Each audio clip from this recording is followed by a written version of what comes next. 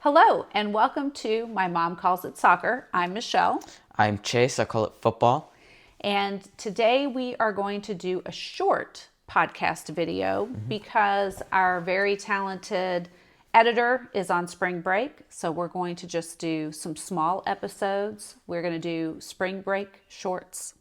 So that's what we're going to do this week. Today we have a special topic.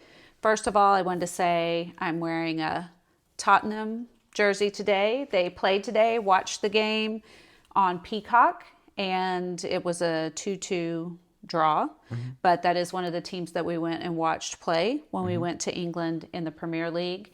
And Chase was teasing me earlier because when I watch those games, it makes me really want to speak in a British accent. And he says I'm terrible at it.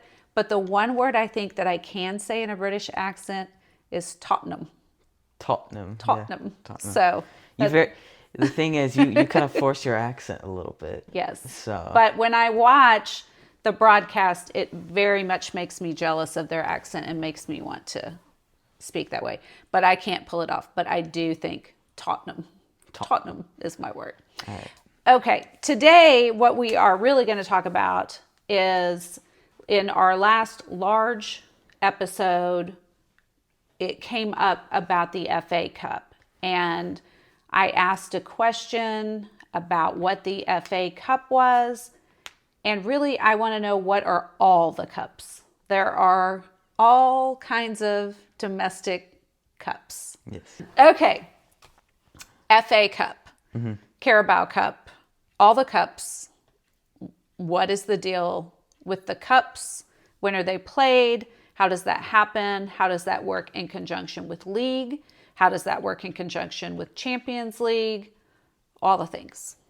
So the FA Cup was originally designed for smaller football clubs, for just another competition to get in, kind of, So make a when name you for say, so themselves. FA Cup is only English soccer. Yes.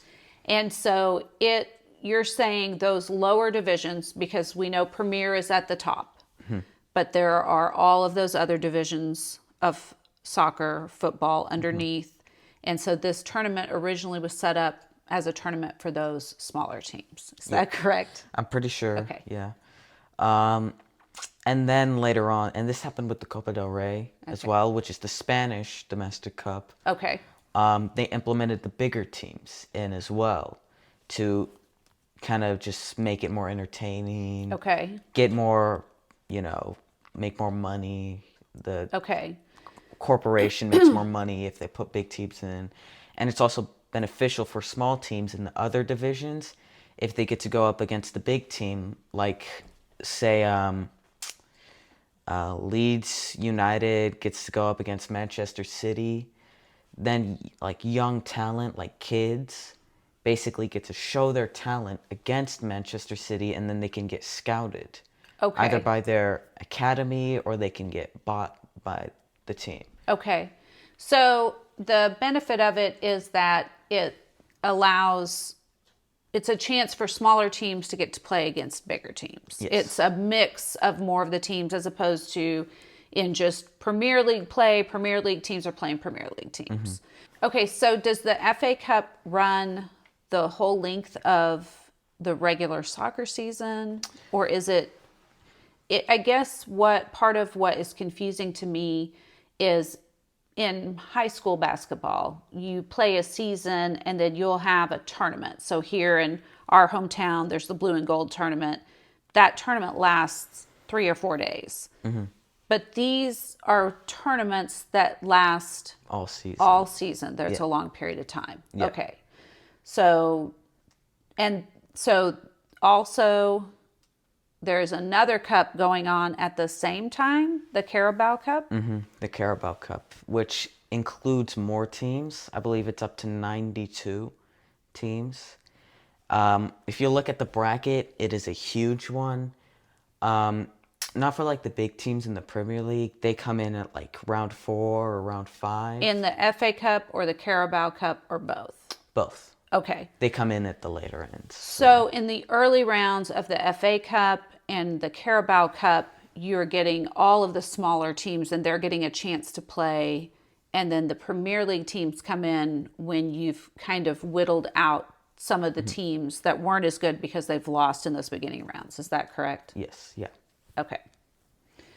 So why is there a Carabao Cup and an FA Cup? It was basically because European football was getting like pretty big, and I believe the Carabao Cup and the FA Cup are both controlled by different organizations.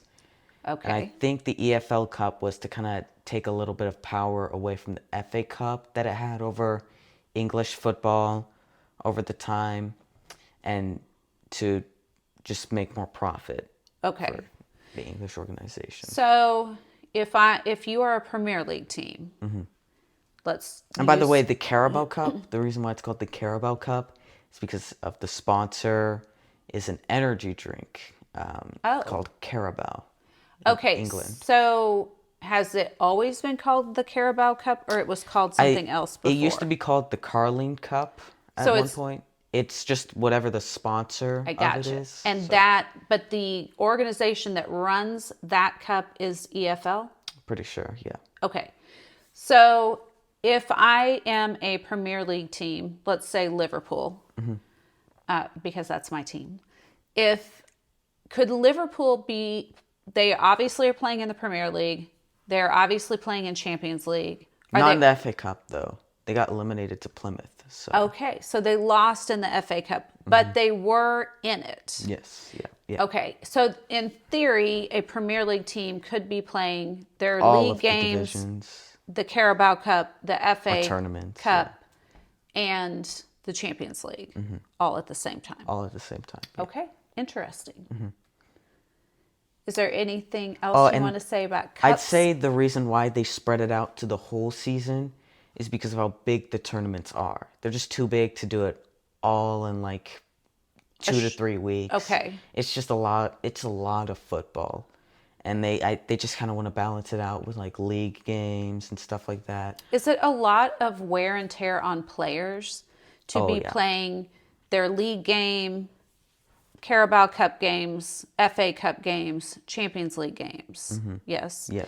And so if you have a team that is really dominant and is excelling in all of those areas, do you think it ever has a negative impact on that team the following season? Like, are they tired from all of that? Or is it hard to be dominant across the board because It's of very that? hard to be dominant across Okay. the board, and we kind of saw it with Liverpool losing to Plymouth, Okay. who are in the championship of the Premier League. So they're a division below The Premier League. the Premier League. Okay. And they used their C team, but they didn't play good. They had veterans of Liverpool, even they didn't play good. And I think it's just, even with how good Liverpool are, it's just hard to stay consistent in every single league. So they kind of, in baseball, we would say they threw off, that they didn't play their best players for that because... Yeah, they rotated. Okay. They're trying to rest some guys because... Because you can't play them every time. Most football players, if they're in all of that, they play every 3 days. Okay. So It's just a lot. against the team that isn't, gonna be good against, first in the league, then what's the reason of playing your starters? Just play your young kids and seasoned veterans and stuff like that. So. Okay. Are there any other cups you want to mention outside of English soccer? I'd say the Copa del Rey is Okay. a really good one. They're in the semifinals right now. Okay. And the semifinal that I would say is the best one to watch is the Atletico Madrid versus FC Barcelona game. Okay. So they do 2 legs in the semifinals, but not for all of the other knockout rounds, just the semis. Okay. And in the first match, they drew 4-4. Okay. So, and both of the teams came back from a 2-goal deficit Okay. as well. So when will that When is It'll leg be 2? played April 2nd. Okay. And again, we talked about this in regard to the Champions League, but you're saying in Copa del Rey they do it as well. There's 2 legs, so each team plays a home game and away game against the same opponent, and aggregate score, again, determines who moves on. Yes? Okay. Besides Copa del Rey, any other cups? Is this normal just across soccer in all of the countries? Do they all have extra competitions going on for extra hardware? Normal in every league, Okay. I'd say. So, Okay. like Germany with the DFB Pokal, France with I forgot what theirs was called. Okay. But yeah. Okay. So it's Very pretty normal. Okay. Anything else we need to know about cups? Nope. Okay. It actually does make more sense to me now. So the next thing we're going to do, because this is a short segment, instead of highlighting a geographic area, we can't do Minute on the Map. We can't do Minute on the Map because we didn't pick a game to highlight. So instead, Grandma is going to give us a breakdown of how the FA Cup is structured, just kind of how it works, and that is going to be our substitute for Minute on the Map for this episode.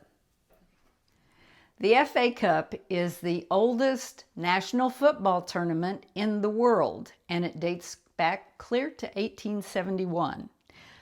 There are all teams eligible to enter in the top 10 levels of the English football. From the Premier League giants to small-town clubs, over 700 teams enter every year, all dreaming of lifting the trophy at Wembley Stadium. So how do teams make it in? Well, it starts with the little guys. Non-league and lower league teams start playing in qualifying rounds as early as August. As the rounds progress, bigger teams from higher leagues join in. By the 3rd round in January, Premier League and Championship teams enter the mix, and that's when the magic really happens. One of the best things about the FA Cup is the upsets. Lower league teams knocking out Premier League teams. It's what makes this tournament so special. So where are we now? We're down to the quarterfinals, just 8 teams left fighting for a spot at Wembley.